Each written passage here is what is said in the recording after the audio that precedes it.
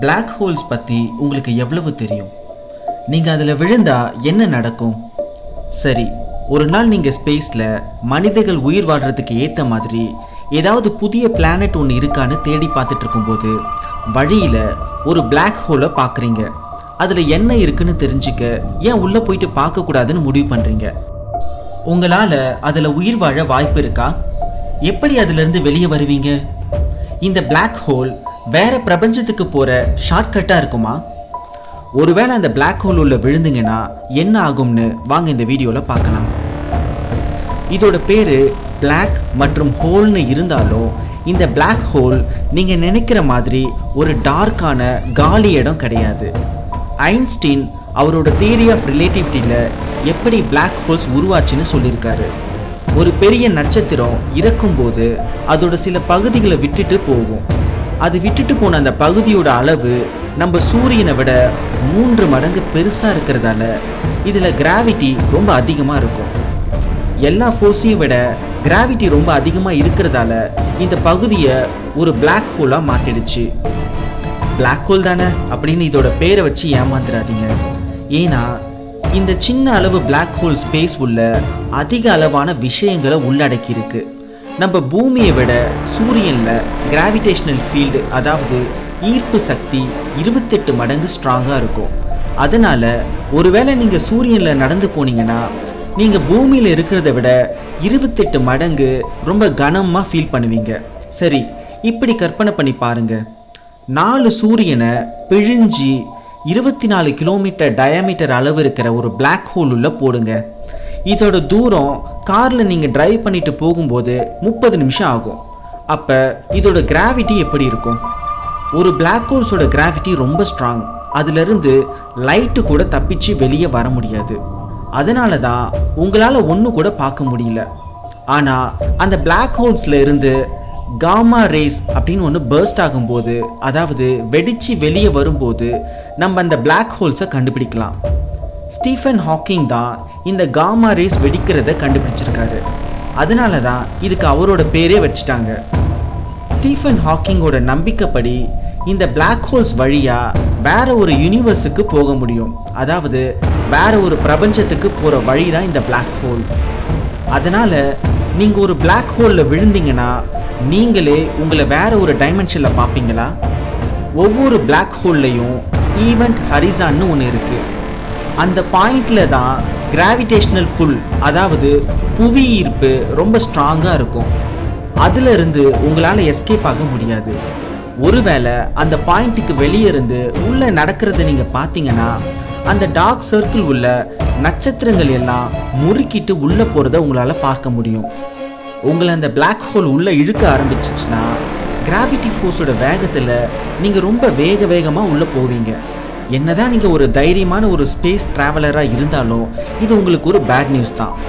ஒருவேளை உங்கள் கால்களை மட்டும் உள்ளே விட்டு பார்க்கலான்னு நீங்கள் நினச்சிங்கன்னா உங்களோட தலைப்பகுதியை விட கால் பகுதியில் கிராவிட்டி ரொம்ப அதிகமாக ஃபீல் பண்ணுவீங்க. உங்களோட பாடியை பபிள்காம் மாதிரி நீட்டி இழுத்துரும். நம்ம ரொம்ப காமனாக பார்க்குற பிளாக் ஹோல்ஸோட பேர் ஸ்டெல்லர். இதுங்களால் நம்ம உடம்பை 15 கிலோமீட்டர் தூரம் வரை நீட்டி இழுக்க முடியும். அதோட இது 20 சூரியன் இருக்கிற அளவுக்கு ஹெவியாக இருக்கும். ஒருவேளை நீங்கள் ஸ்டெல்லர் பிளாக் ஹோல் உள்ளே போனீங்கன்னா நீங்கள் அந்த ஈவெண்ட் ஹரிசான்னு சொல்கிற அந்த மையப்பகுதிக்கு போகிறதுக்கு முன்னாடி உங்களோட பாடி கம்ப்ளீட்டாக கிழிஞ்சு போயிடும். அதனால் நம்ம சூப்பர் மேசிவ் பிளாக் ஹோல்ஸ், அதாவது ரொம்ப பெரிய பிளாக் ஹோல்ஸை தேர்ந்தெடுக்கணும். அந்த பிளாக் ஹோல் நம்ம சூரியனை விட மில்லியன் மடங்கு ஹெவியாக இருக்கணும். அப்படி இருந்துச்சுன்னா நீங்கள் அந்த ஈவெண்ட் ஹரிசான் கிராஸ் பண்ணும்போது உங்களோட உடம்புக்கு எந்த பாதிப்பும் வராது. ஏன்னா அதில் கிராவிட்டி உங்களோட கால்களையும் தலையையும் ஒரே அளவில் தான் இழுக்கும். அது மாதிரி ஒரு பெரிய பிளாக் ஹோலை ரொம்ப தூரம் தேட வேண்டாம். ஏன்னா நம்ம இருக்கிற மில்கி வே கேலக்சியோட சென்டரில் தான் இருக்குது. அதிர்ஷ்டவசமாக இது நம்ம இடத்துல இருந்து 165,000 கோடி கிலோமீட்டர் தூரத்தில் இருக்குது. அதுக்காக உடனே உங்கள் சூட்கேஸ் எல்லாம் பேக் பண்ணிட்டு போயிடாதீங்க. ஏன்னா ஈவெண்ட் ஹரிசானை கிராஸ் பண்ணுறது நமக்கு சவாலோட ஒரு ஆரம்பம் தான். பிளாக் ஹோலோட சென்டரில் கிராவிடேஷனல் சிங்குலாரிட்டி இருக்கும். அங்கே டென்சிட்டி, அதாவது அதோட அடர்த்தி ஒரு எல்லையே இல்லாத அளவுக்கு இருக்கும். அதனால் அதோட நடுவில் நீங்கள் நசுங்கி போயிடுவீங்க. அதோட நீங்கள் Black ஹோலோட கலந்தும் போயிடுவீங்க. உங்களுக்கு உள்ளே என்ன நடந்துச்சுன்னு வெளியே வந்து யார்கிட்டையும் உங்களால் சொல்ல முடியாது. இருந்தாலும் வெளியிலிருந்து உங்களை பார்க்குறவங்களுக்கு நீங்கள் ஈவெண்ட் ஹரிசான் வெளியே இருக்கும்போது அவங்களுக்கு உங்களோட படம் வேறு மாதிரி தெரியும். நீங்கள் Black ஹோல் உள்ள விழுந்ததும் அவங்க கண்ணுக்கு நீங்கள் மங்கலாக ரெட் கலரில் தெரிவிங்க. கடைசியில் நீங்கள் ஈவெண்ட் ஹரிசான் கிராஸ் ஆகாமல் அங்கேயே ஃப்ரீஸ் ஆகிடுவீங்க.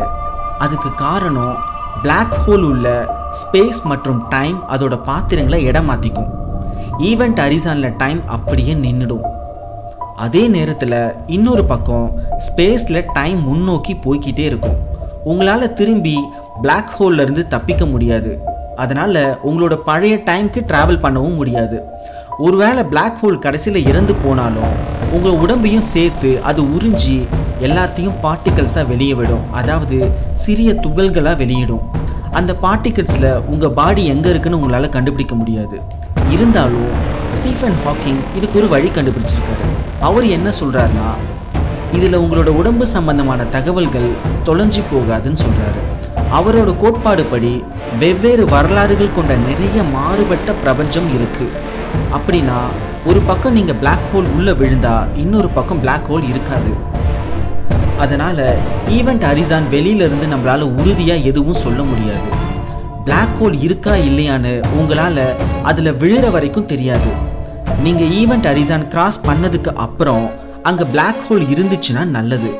ஆனால் ஒரு வேளை Black ஹோல் அதில் இல்லாமல் இருந்துச்சுன்னா நீங்கள் இன்னும் உயிரோடு தான் இருப்பீங்க. ஆனால் வேற ஒரு பிரபஞ்சத்தில் நீங்கள் பூமிக்கு திரும்பவும் வர ஒரு வழியும் இருக்காது. இதெல்லாம் உண்மையிலே சாத்தியமான Black ஹோலில் போயிட்டு பார்க்குறதுக்கு உங்களுக்கு தைரியம் இருக்கா? உங்களால் Black ஹோல்ஸ் உள்ள குதிக்க முடியுமா?